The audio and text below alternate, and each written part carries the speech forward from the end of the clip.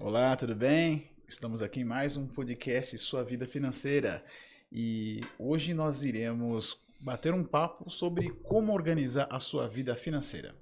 Estou aqui com minha esposa e mentora do projeto Sua Vida Financeira.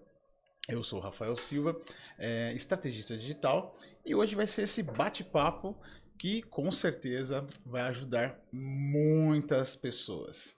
Vamos lá? Oi, pessoal, tudo bem?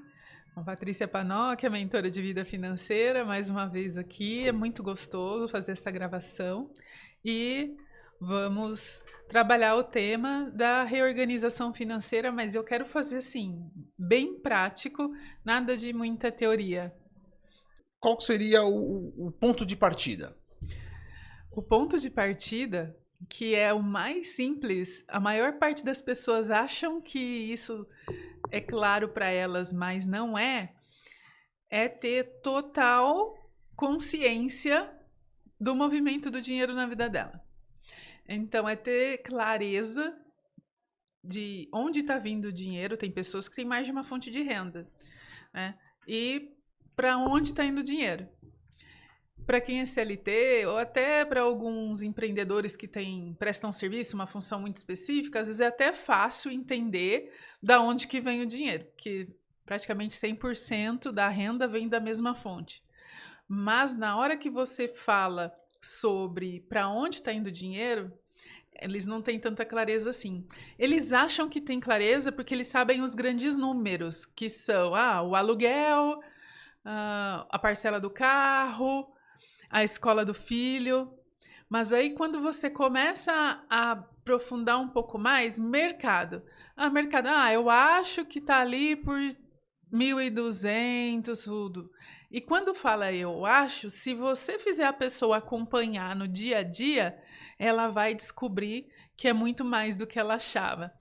Então, essa ideia dos grandes números não é suficiente para essa clareza.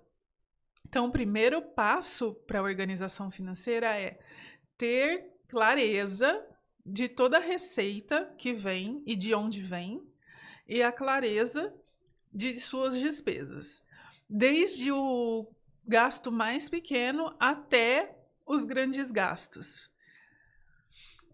Bom, quando uma pessoa procura você, ela geralmente já acredita que perdeu o controle. Uma vez que ela tem esse controle, porque tem algumas pessoas que inclusive têm, né, vem com a folhinha, com o caderninho ou com o aplicativo, né? É, como que você seguiria a partir de então? Tá. Primeiro é entender se o controle que ela faz está realmente contemplando tudo que deveria contemplar, né? Se ela já tem clareza, aí a gente tem que olhar se por categoria tem algo, categoria de gasto, né? Se por categoria de gasto tem alguma por onde está escoando muito dinheiro e que poderia gerar algum tipo de economia. E aí a gente entra no conceito de custo fixo e custo variável. Os custos fixos são aqueles que você tem, é um valor fixo e você é obrigado a pagar todo mês, não tem como evitar. Mas os custos variáveis, embora sejam necessários, muitas vezes você consegue decidir gastar mais ou menos ou decidir o momento de fazer esse gasto. Então, além de categorizar entre custo fixo e custo variável, você tem também que categorizar por tipo. O que eu estou gastando com moradia, o que eu estou gastando com saúde, com transporte. Carro, por exemplo. As pessoas, elas consideram que o gasto com carro é a parcela do automóvel. No máximo, assim, as mais espertinhas colocam também junto o combustível. Eu pago 2.000 de parcela e 1.000 de combustível, então meu gasto com carro é 3.000. Mas ele não está colocando na conta a parcela do IPVA, não está colocando na conta a parcela do seguro, a manutenção. O combustível na ponta do lápis mesmo talvez não seja esse grande número que ele tem em mente. Então, quando a pessoa já chega com algum controle, é legal, mas antes de continuar, a gente precisa verificar se esse controle está realmente aderente à realidade. Tá? E não é só ter a informação, é saber transformar esses dados em informação e estratégia. Então, tendo a informação em mãos, onde é que eu consigo ajustar para poder gerar alguma economia ou, como eu sempre digo, quando você precisa fazer sobrar dinheiro, tem 2 caminhos. Ou você aumenta a renda ou você reduz gasto. Às vezes, reduzir gasto não é possível, porque você já ganha muito pouco. E aí você não tem um problema de organização financeira, você tem um problema de renda. Então, nesse caso, a alternativa seria aumentar a receita, aumentar a renda. E aí, isso é assunto para outro podcast para falar de renda extra, né? Mas, então tem esses 2 caminhos. Então, por isso que quando a pessoa já vem munida ali com planilha, é legal, quer dizer que ela já tem esse ímpeto de fazer o controle, mas isso não garante que ela está no caminho 100% certo. Então, na verdade, uma das coisas que é feito, né, na avaliação é uma conscientização. Então, você não trabalha só com números, você trabalha com conscientização financeira também? Sim, também. Inclusive, até o atendimento que eu fiz ontem, eu falei muito mais de comportamento do que de número. A gente já estava há algum tempo olhando para os números e a gente foi entender, ok, o que você está fazendo? Você está gastando muito aqui com as compras online. Shopee, Mercado Livre, Shein.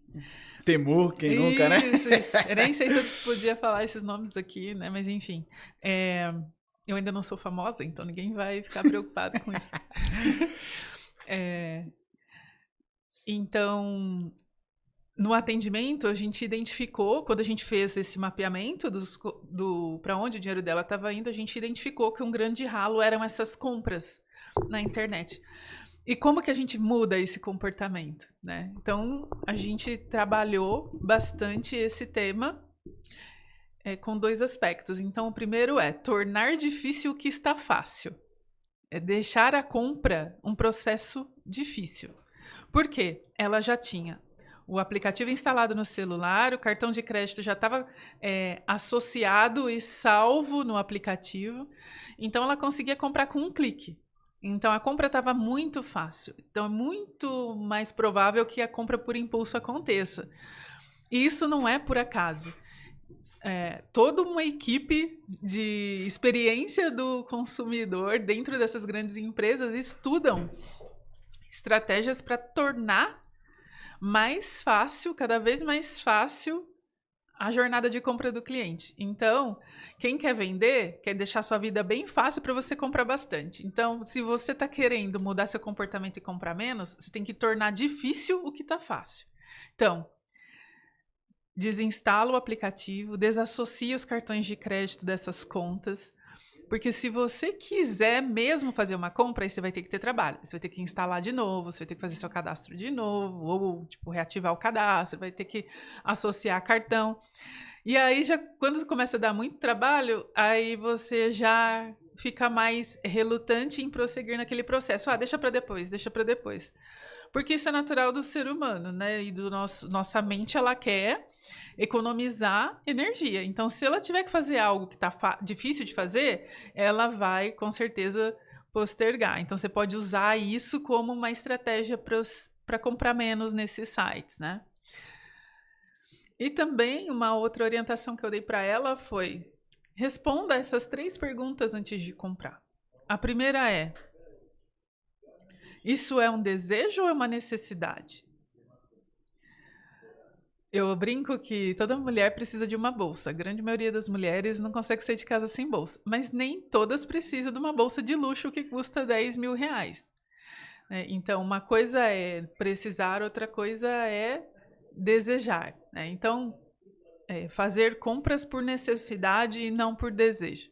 Então, primeira pergunta: essa compra é um desejo ou é uma necessidade?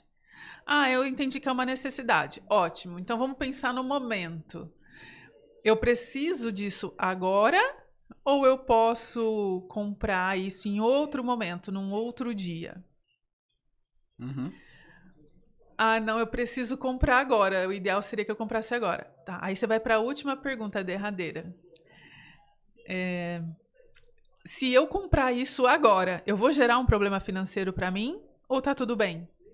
Eu tenho recurso para comprar, ou se eu comprar parcelado não vai me enforcar no próximo mês. Então, eu posso comprar agora ou isso vai me gerar um problema? Então, se você está precisando, tem que ser agora, e se você pode comprar agora sem gerar um problema financeiro, então você está autorizado a fazer a compra. Mas preste atenção que só o fato de você se forçar a fazer essas 3 perguntas e responder, você já está jogando a decisão de compra para o lado racional. Você já está racionalizando. Então, só de se perguntar isso, você já diminui muito a chance de fazer uma compra por impulso. Você desarma o seu modo automático, Exato, né? você desarma o modo automático, é isso aí. Existe evolução sem diagnóstico? Não, né? Para você saber se você evoluiu, você tem que saber de onde você saiu, né? Para entender a diferença entre de onde você estava para o momento que você está agora. E é por isso que o processo começa da clareza, do diagnóstico. Como que é a minha situação atual? Como eu estou hoje? E como eu estou hoje, não vai ser só preencher a planilha de entradas e gastos. Tem também uma parte importante que é o raio-x do cartão de crédito. Porque o que começa a acontecer? Você começa a olhar lá as contas normais, lá, aluguel, condomínio, e aí a outra conta grande que vem é cartão de crédito. Ah, você gasta com delivery? Ah, tá tudo no cartão, tá tudo no cartão. Então o que acontece? Você acaba escondendo dentro do cartão o que realmente está te prejudicando. Aí você acha que é o cartão. Ele é só um meio de pagamento, ele é um plástico, mas a decisão, que tipo de compra você está fazendo lá dentro, que está te causando um problema, você só vai saber se você fizer esse raio-x do cartão. Que nada mais é que categorizar todas as compras que você fez e quando a compra é parcelada, você entender até qual mês aquela compra vai afetar, quanto que vai pagar por mês daquela compra, quando você vai parar de pagar aquela compra parcelada. E isso traz tanta clareza que, ao final de um raio-x do cartão, a própria pessoa olha para mim e fala assim: nossa, eu não posso mais fazer compra parcelada, né? Vou esperar agora a pagar essas para fazer as próximas. É isso. Então, quando você traz clareza, a própria pessoa já acaba tendo os insights de estratégia dela. Lógico. O vislumbre do futuro acaba se tornando mais claro. E tá mais perto. Então, você traz o problema do que você acha que está no futuro para o seu momento presente. Então, essa questão do controle financeiro diário, a categorização, o raio-x do cartão. E agora falando, né, do endividamento, você quer falar sobre a pesquisa do percentual de pessoas endividadas? Sim. Os dados mais recentes que temos é de 80,6% da população em dívidas, né? E dentro desses 80% da população brasileira em dívidas, nós temos 50% disso mulheres. Sim, então faz parte desse momento de clareza também entender como é que estão essas dívidas. Hoje, não chega ninguém no meu atendimento sem dívida nenhuma. Ou se chegar, é tipo 1 em 100. Né? E tá tudo bem, tem solução. Mas a primeira coisa que você tem que fazer é: vamos perder o medo e vamos olhar todas as dívidas. E não é olhar só: eu tô devendo para banco X, banco Y. Não, é assim, ó. Quanto que você pegou emprestado? Qual foi o prazo que você contratou? Em quantas parcelas? Qual que é o valor da parcela? Se você fosse quitar hoje, quanto você teria que pagar? Se você levar até o final do contrato, quanto que você vai ter que pagar? Que a diferença entre o quitar hoje e o levar até o final do contrato é o que ela pode ter de economia de juros, se a gente montar uma estratégia para ela. E também a taxa de juros que ela está pagando, porque ela vai precisar montar uma estratégia de regularização dessas dívidas.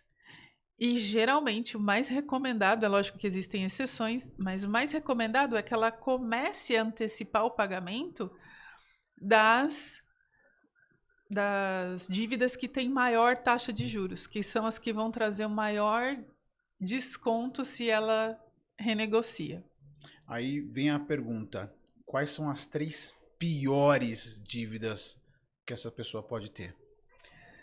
Em termos de juros, cartão de crédito e cheque especial.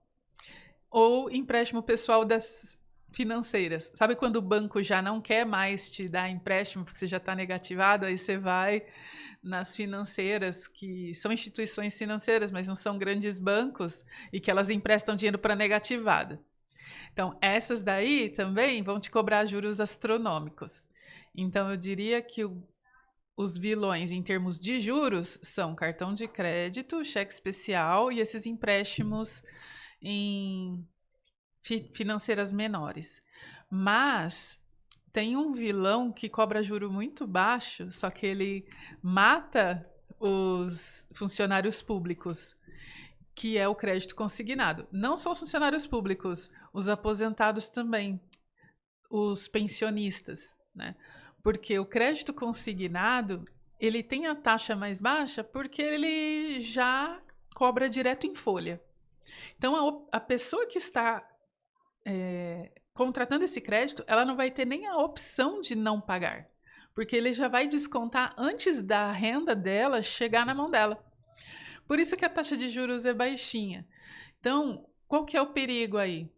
Ela não pode contar com aquele dinheiro que teoricamente ela trabalhou para receber. E são até 30% da renda bruta da pessoa. Então, imagina uma conta simples aqui. Vamos supor que a pessoa ganhe ali, bruto, 15 mil reais. Quase 30% vai de descontos de imposto de renda, INSS. Então, 5 mil ali, um terço mais ou menos, já vai sair disso. Aí você coloca aqui mais 5 mil dela, está comprometido com consignado. Então, veja, ela poderia receber. O lerite dela está 15, ela poderia receber 10, mas no fim das contas ela está recebendo 5. Só que o custo de vida dela, quando ela é um funcionário público e ela tem uma renda dessa, ela não vai se contentar com o padrão de vida de quem ganha 5.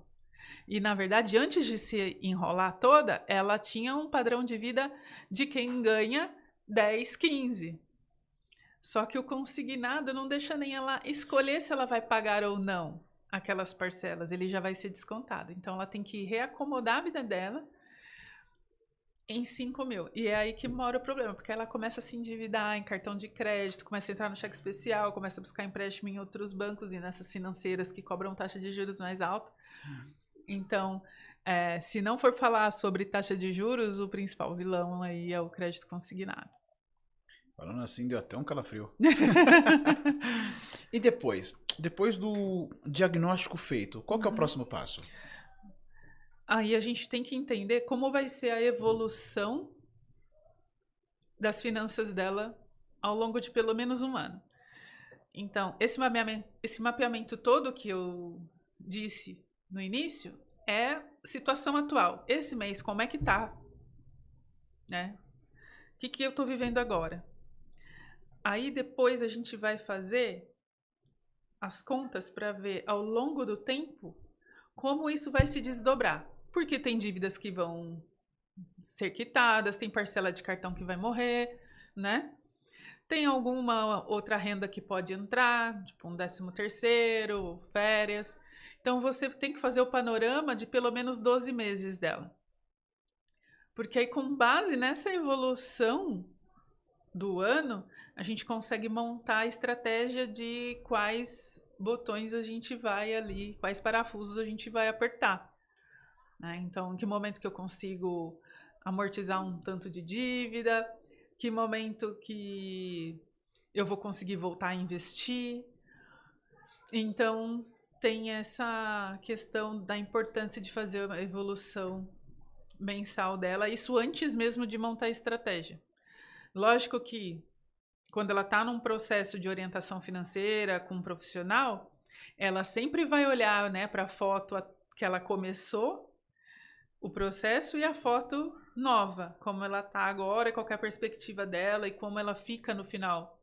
Então, isso também ajuda, né? Mas e é imprescindível que mesmo antes do processo evolutivo, que ela entenda como vai ser o ano dela se ela não fizer nada, se a vida continuar como está. Você citou agora no marketing, né? Nós temos uma frase que é separar foto de filme. Uhum. Essa frase, ela engloba os serviços que nós fazemos de marketing e, tipo, por exemplo, né? A pessoa chegou pra gente, ó, tô com um problema assim. Ela apresenta uma foto pra gente, né? E todo o trabalho que é realizado, ele é um filme, porque é um trabalho contínuo, onde você vai sair do ponto 0, ponto 1, até o ponto 10, 50, 100, né? Então, quando você cita isso, né, de foto e filme, eu imagino essa evolução, né, que eu acredito que passa por renegociação de dívida, redução de custos, o que mais? É. O diagnóstico é a foto. Fazendo esse paralelo entre foto e filme, o diagnóstico é a foto. Então, quando a pessoa chega para mim, a primeira coisa que eu tenho que fazer é tirar uma foto. É o diagnóstico dela. E todo o processo que vai acontecendo é o filme. E aí, o que vai acontecendo ao longo desse filme? Né? É o ajuste do uso do dinheiro dela na proporção 50, 30, 20, que é 50% para custos essenciais, 30% para custos não essenciais, porque a gente também tem que gastar com coisas supérfluas, porque isso faz bem para a vida, também é importante. E 20% que quando ela não tem dívida nenhuma, ela investe. Quando ela tem dívida, o ideal é que 10% seja para amortização de dívida e 10% seja para investimento. Então, nesse processo de evolução, a gente quer conduzir a pessoa para esse caminho, para uma acomodação otimizada das categorias, da forma como ela usa o dinheiro, para que ela consiga equilibrar todos os pratos sem ter uma dor de cabeça. Falando um pouco dessa metodologia, desse método, né, que é uma das ferramentas, eu acredito, 50, 30, 20, ele é aplicável para todas? Não, nem sempre. É uma receita de bolo do mundo financeiro que funciona para a maioria das pessoas. É importante ter um norte, né? Mas cada caso tem que ser visto de forma individualizada. Então, se eu tenho que dar uma recomendação geral, eu vou nesse 50, 30, 20. Se eu tenho a oportunidade de trabalhar individualmente com a pessoa, eu tenho que ver a realidade dela, que se encaixa. Porque, às vezes, a estrutura da pessoa, por mais que ela esteja em dia, que ela não esteja endividada, não comporte, por exemplo, só 50% de custo fixo. Então, às vezes ela precisa, por uma questão estrutural, que o custo fixo seja mais que 50%. Então, aí eu tenho que estudar caso a caso. Mas uma recomendação geral, que é o que a gente está fazendo aqui no podcast, né? É buscar esse equilíbrio do 50, 30, 20. Aqui a gente falou do diagnóstico, né, que é o primeiro passo. O segundo passo é a estratégia. E o seguinte, qual que seria o terceiro passo? Tá, então, depois que você fez o diagnóstico, que você viu sua evolução anual, que você conseguiu montar uma estratégia, aí está na hora de implementar a estratégia. E é aí que as pessoas, às vezes, sentem dificuldade. Então, tá bom, agora eu já tenho o mapeamento da minha dívida. Olha, consegui fazer o mapeamento da minha dívida sozinho. Mas como que eu renegocio isso? Né? E aí você vai ter que estudar a melhor forma de renegociar, algumas considerações, ou até mesmo a melhor forma de negociar com o credor. Então, nesse lugar da implementação e também no lugar do acompanhamento e do monitoramento, que eu vou explicar mais adiante, é muito válido ter ali o apoio de um profissional. Então, as pessoas, elas tendem a achar que elas conseguem resolver sozinhas. Mas o que elas conseguem resolver parcialmente sozinhas é a primeira parte, que é a clareza, é o mapeamento. Os mais letrados, digamos assim, conseguem fazer o mapeamento. Mas depois que eles fazem o mapeamento, eles têm dificuldade na hora de montar a estratégia. E quem consegue montar a estratégia tem dificuldade de implementar. E isso acaba demorando, acaba exigindo mais tempo para resolver o problema que ele tem.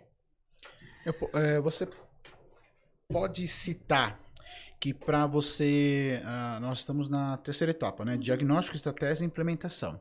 Você diria que a pessoa precisa deter 3 capacidades ou características comportamentais específicas para poder lidar com essas 3 fases? Sim, disciplina. Ela tem que ter disciplina, né? Ela tem que estar emocionalmente equilibrada, conseguir dominar para fazer sozinho, né? Então ela tem que conseguir estar emocionalmente equilibrada para olhar para as coisas e tomar decisões, né, não emocionais. E ela tem que ter facilidade de aprender as coisas por si só. Eu não diria um autodidata, que seria muito presunçoso, mas talvez a pessoa tenha mesmo que ter facilidade em aprender as coisas lendo por si só, sabe? Por pesquisa.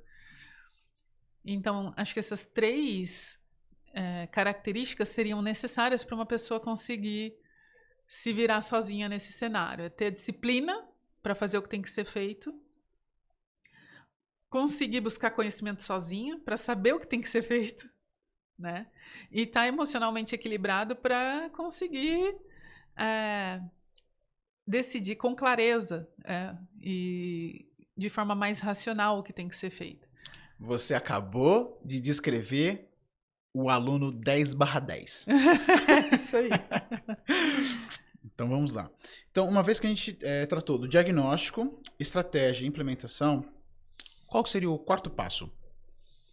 É o acompanhamento, ou que a gente chama também de monitoramento. Então, você mapeou, traçou uma estratégia, conseguiu implementar. Agora você tem que manter ali um acompanhamento para avaliar os resultados que você foi tendo dessas ações que você implementou.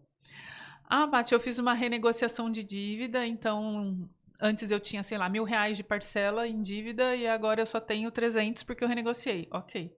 Se você não acompanhar, não monitorar isso, sem perceber, você vai acabar contraindo outras dívidas. Ou um mês ou outro você acaba esquecendo de fazer um pagamento.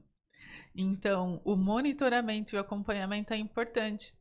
Às vezes pode acontecer algo inesperado que o seu novo contexto já não comporte mais o planejamento inicial que você fez e você precisa fazer um ajuste na rota.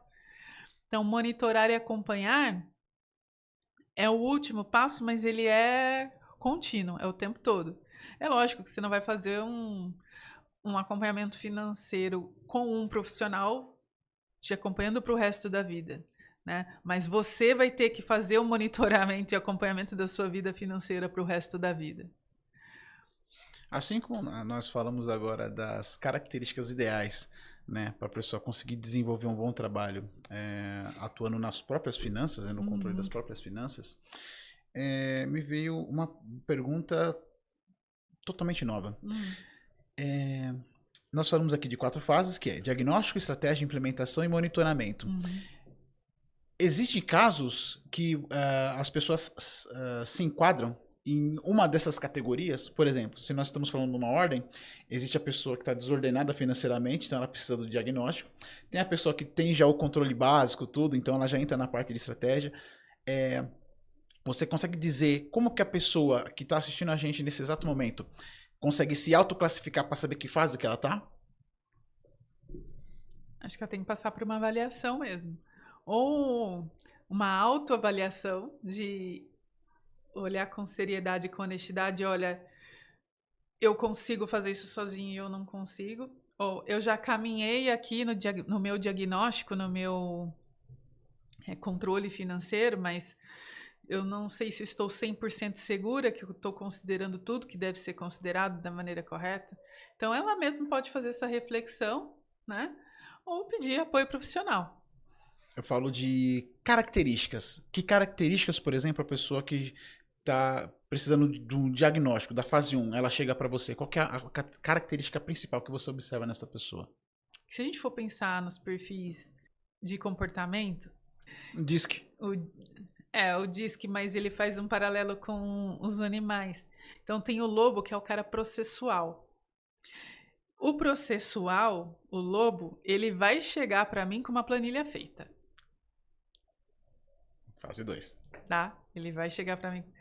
O tubarão é o cara do resultado, do fazer acontecer. Então, o tubarão é o cara que vai chegar no processo financeiro, ele não vai ter o planejamento pronto, mas o que você mandar ele fazer, ele vai fazer. Fase 3. E vai resolver. Entendeu? Uhum. Então, esse é o tubarão. A águia é o mais visionário, é o que pensa, é o mais criativo. Ele vê no longo prazo. Então, ele não está no aqui e agora. Então, essa pessoa que não está no aqui e agora, ela vai ter dificuldade de fazer esse planejamento, mas ela vem buscar ajuda porque ela já percebeu que se as coisas continuarem assim, lá no futuro vai ter um problema. Ela já está, tipo, vendo à frente, vendo além.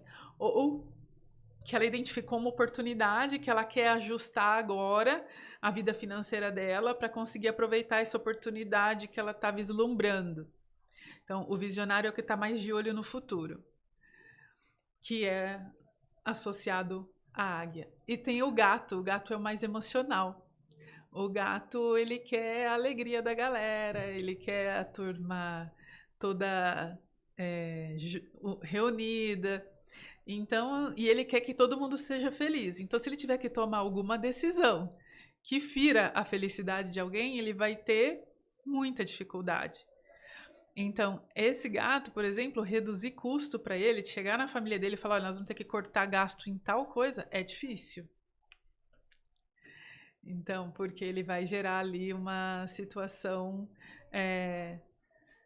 desagradável. E ele não quer. Ele quer todo mundo unido, feliz, festejando. Então, ele tende a tomar essas decisões mais emocionais. Assim, você falando, eu acabei associando o gato ao que chega na fase 1, né? O lobo chega na fase 2, né? Então eu acabei fazendo essa associação. Olha que legal, eu nunca tinha parado para fazer essa associação tão direta. Achei muito legal. Esse insight, você me... Mulher, você me inspira. Foi legal esse insight, gostei. Então lá, estamos falando de monitoramento e os sabotadores invisíveis da vida financeira, que na verdade eu acredito que isso ataca as pessoas em qualquer uma das fases, né? Então, é por isso que as pessoas, uma vez que fizeram o diagnóstico, que já tem a estratégia pronta, tem dificuldade na implementação. E uma vez que ela está implementando, ela não consegue ir até o final. Ou depois que ela vai seguindo, tá tudo certinho, ela consegue cumprir o plano até o final e depois ela retorna para onde estava. Para o início. Então, os sabotadores invisíveis. Então, fica na minha cabeça a seguinte pergunta. Quais são os principais fatores que alteram o comportamento financeiro das pessoas sem que elas percebam? Então, se você for pensar na lógica, todas essas coisas que temos que fazer para organizar a vida financeira não são tão difíceis racionalmente. Mas se não é tão difícil racionalmente, né, por que as pessoas não conseguem? Muitas pessoas não conseguem, né? Porque nem tudo é número no mundo da vida financeira. Então, o que te influencia financeiramente sem você perceber? Sua história familiar. Então, como era na sua infância a relação dos seus pais com o dinheiro? Se você parar para fazer uma árvore genealógica, tipo, seu pai, sua mãe, você. Na sua mãe tem o seu avô materno, sua avó materna. Do lado do seu pai, o avô paterno, a avó paterna. E você olhar como que cada um se comportava em relação ao dinheiro, você vai perceber com quem que você se parece mais. Então, e vai tomar até às vezes consciência de um padrão que você vem repetindo, né? E vai perceber que sim, a sua história familiar, ela influencia na sua forma de lidar com o dinheiro, né? Outra coisa, as emoções. Uma pessoa que está com as emoções abaladas, ela tem dificuldade de tomar decisão, né? Uma pessoa Nem precisa falar de tipo, as grandes doenças mentais, né? A depressão, a ansiedade, não precisamos nem para esse lado, mas tem pessoa que, eu não estou me sentindo bem hoje, acho que eu vou fazer uma comprinha para me sentir melhor, né? Ou, que legal, deu um negócio certo, vamos sair, vamos gastar tudo, vamos num restaurante, vamos gastar horrores porque a gente tem que comemorar. Então, as suas emoções também afetam suas decisões financeiras. Então, isso também dificulta. Suas crenças, né? As suas crenças determinam quase tudo na sua vida e em relação a finanças não é diferente. Então, aquilo que você acreditar, você vai materializar. Então, se você ouviu a vida inteira falando que quem nasceu pobre está fadado a ser pobre, isso é coisa de rico, não é para você. Você nunca vai conseguir. Ou uma criança que a mãe falava assim: você não vai ser ninguém quando crescer, você não consegue aprender nada. Então, isso tudo vai ficando gravado e vai construindo a visão de mundo dela. Então, se ela cresce acreditando que para ganhar dinheiro ela precisa fazer muito esforço, só quem trabalha muito, essa pessoa vai morrer de trabalhar. Talvez ela consiga ganhar dinheiro, mas ela não vai ser a pessoa que vai inventar algo leve e vai conseguir fazer dinheiro com algo que ela se diverte, por exemplo. Entende? Então, as crenças, aquilo que você está acreditando também vai determinar o que você tem de habilidade para lidar com o dinheiro.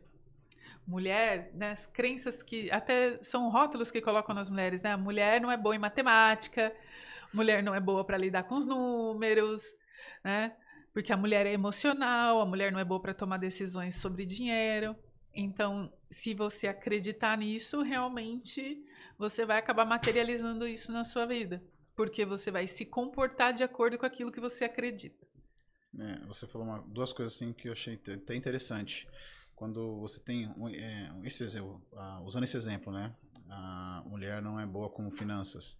Se você for homem, se você for um incompetente com finanças e tem essa crença, você vai prejudicar o desenvolvimento da sua família, porque você é um incompetente com finanças e você não vai deixar alguém mais competente do que você, no caso da sua esposa, né, sua companheira, desenvolver, né, a administração do lar.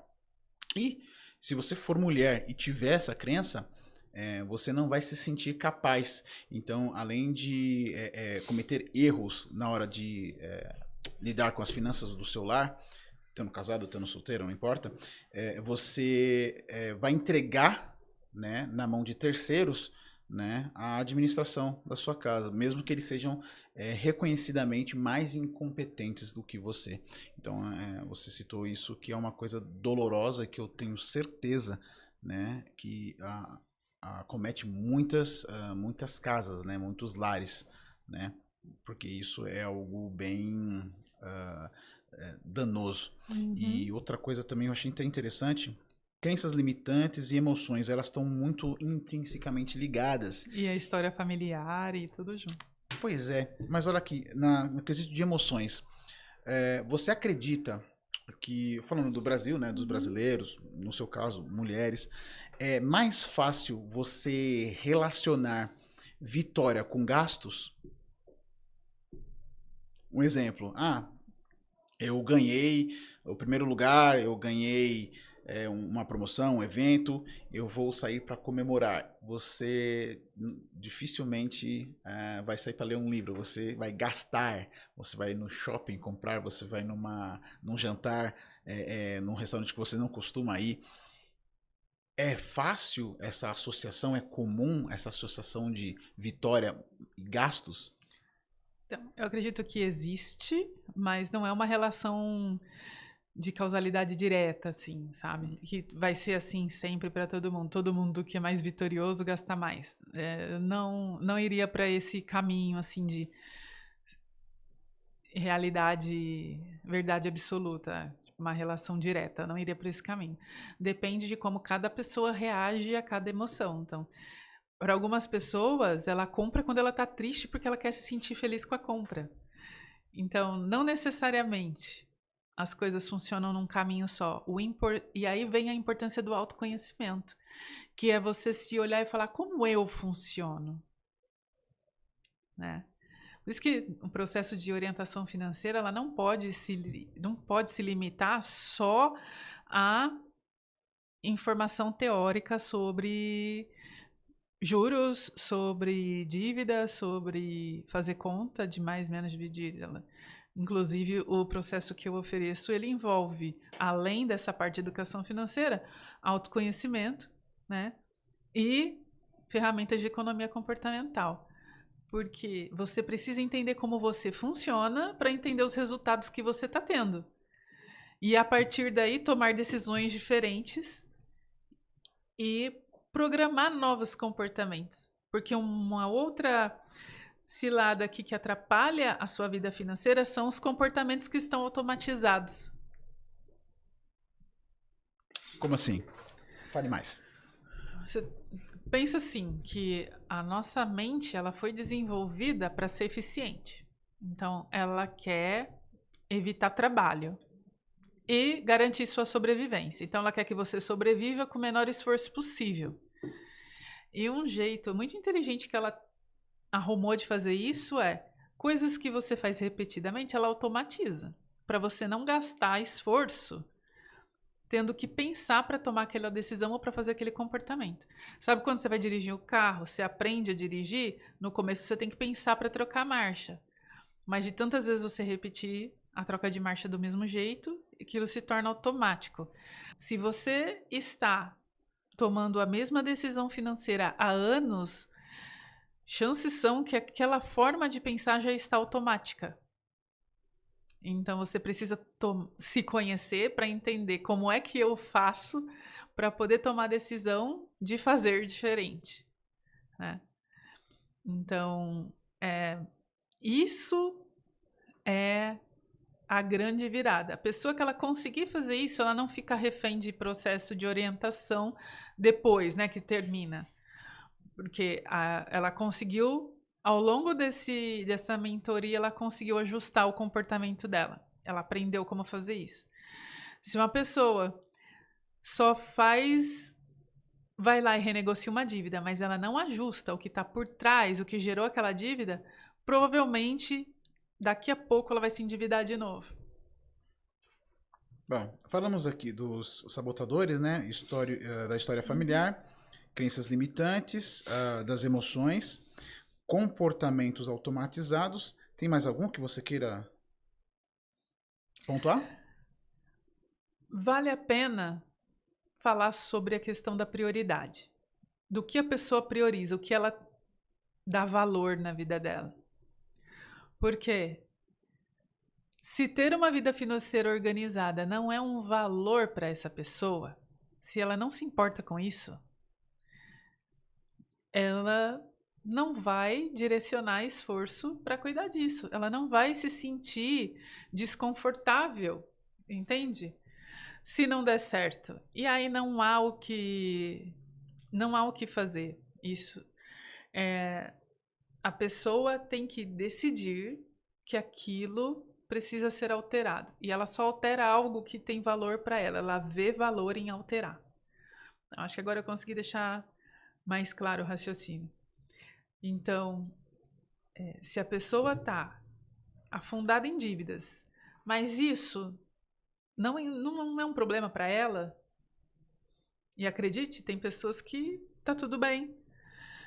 Então, não vai adiantar querer fazer vários acompanhamentos, contratar profissional. Provavelmente não é nem ela que vai atrás dessa ajuda, é alguém por perto, um familiar que vai forçar a barra para ela ir buscar ajuda, porque aquilo não é importante para ela, né? Então, saber o que é valor e o que é prioridade também ajuda muito, eu diria que é fundamental.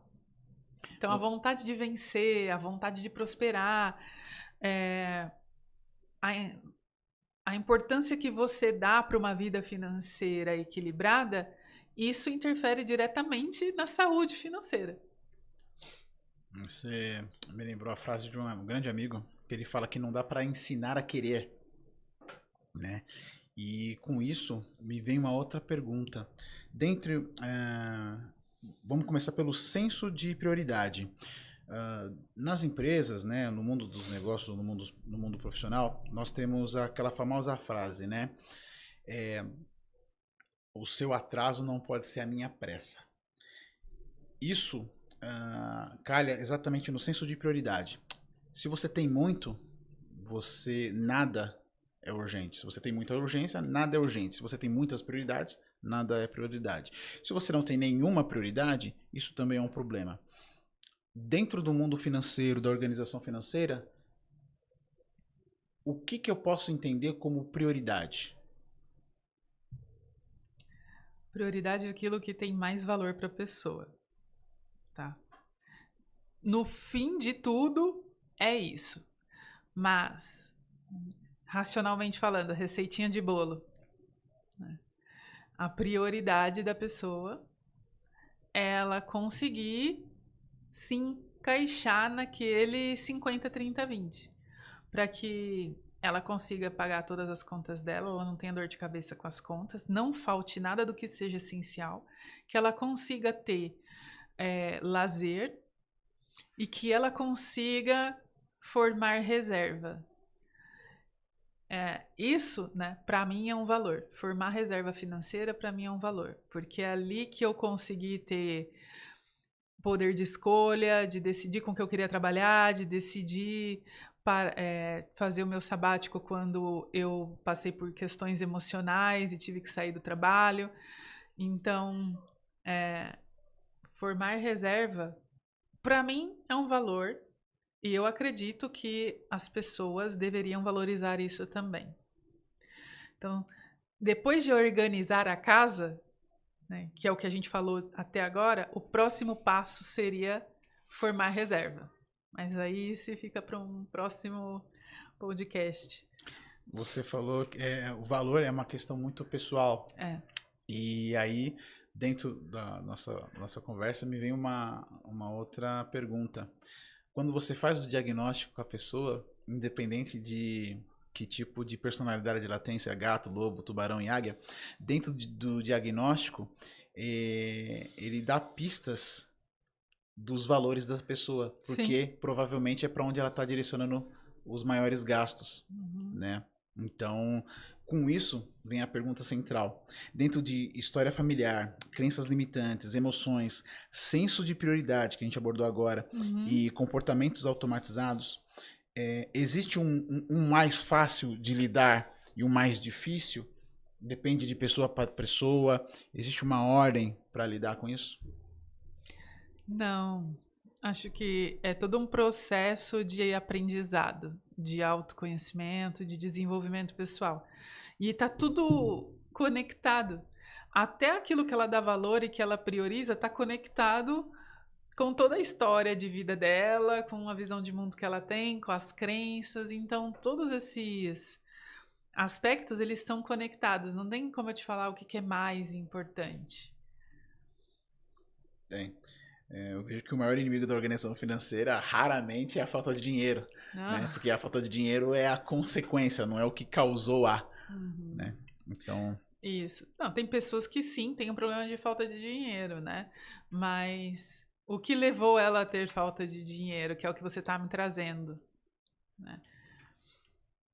Então, às vezes tem cliente que chega para mim, que ganha um salário mínimo e fala: poxa, Paty, me ajuda aqui a organizar a minha vida financeira. Claro, você não tem um problema de organização financeira, você tem um problema de renda. Não é que você não sabe organizar o seu dinheiro, você não tem dinheiro. Então, o que você tem que buscar fazer é aumentar essa renda, para depois você ter o que organizar.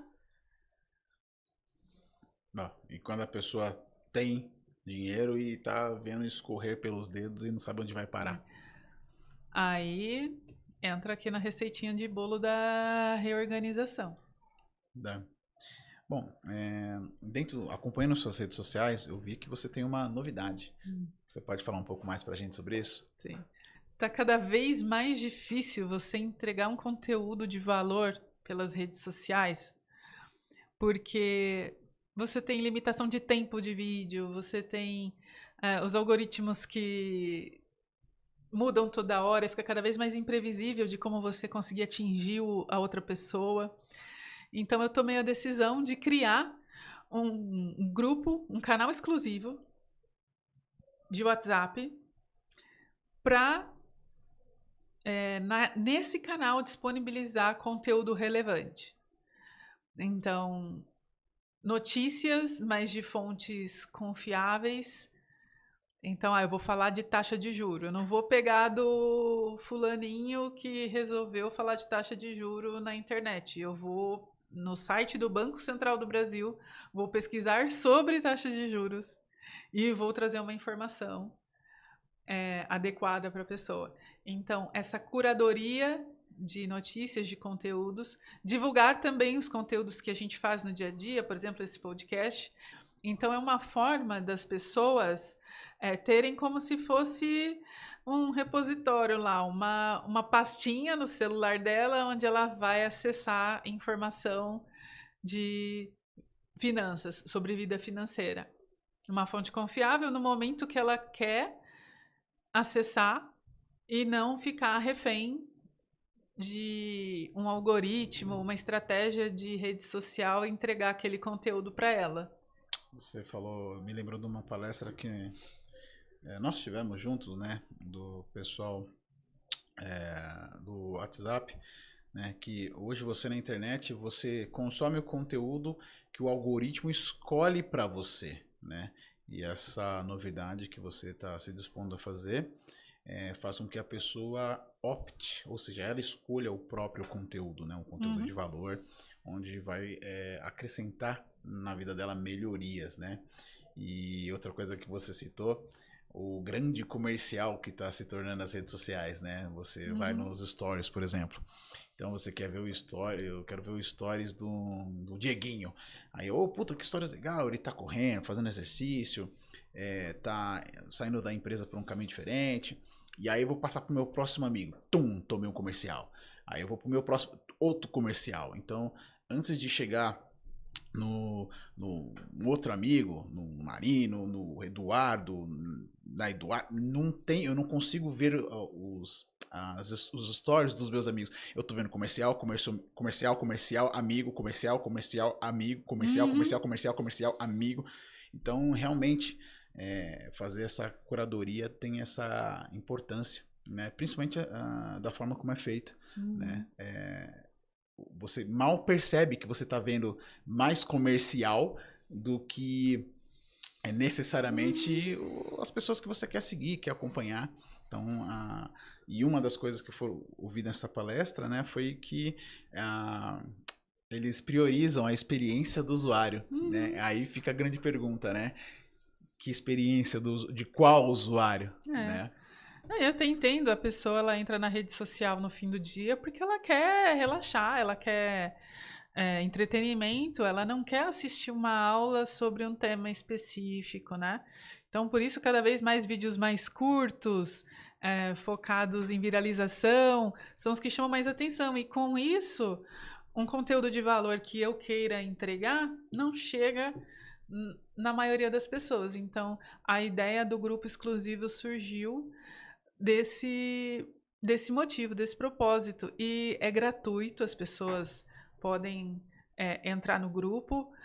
É um grupo fechado, só os administradores podem postar, então não vai ter aquele problema do bom dia, boa tarde, boa noite, não vai ter polaridade política, não vai ter a galera fazendo autopromoção, essas coisas. Então é zero spam, zero conversa paralela, é realmente um lugar onde você vai receber uma pasta onde você vai acessar e vai ter lá informação relevante e confiável sobre dinheiro. E como as pessoas conseguem acesso a esse grupo? É só ir no link da minha bio que eu vou deixar disponibilizado lá o link do grupo e elas podem acessar. Patrícia, se fosse para deixar apenas uma orientação para quem ouviu a gente até aqui, qual que seria? Priorize a sua vida financeira, independente do estágio que você estiver, do momento que você estiver, porque não é só sobre hoje, é sobre seu eu do futuro também.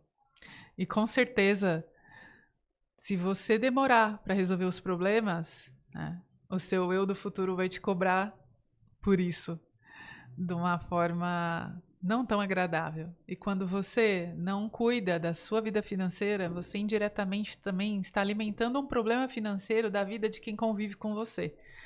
Então, fica aqui uma provocação para que você reflita sobre o que é realmente importante neste momento e qual a importância que a vida financeira deveria ter no seu dia a dia e na dedicação de tempo e recurso para cuidar disso. Eu vejo que a renda ela amplia as possibilidades, né? Porque Uhum. ela permeia exatamente todas as facetas da sua vida profissional, pessoal.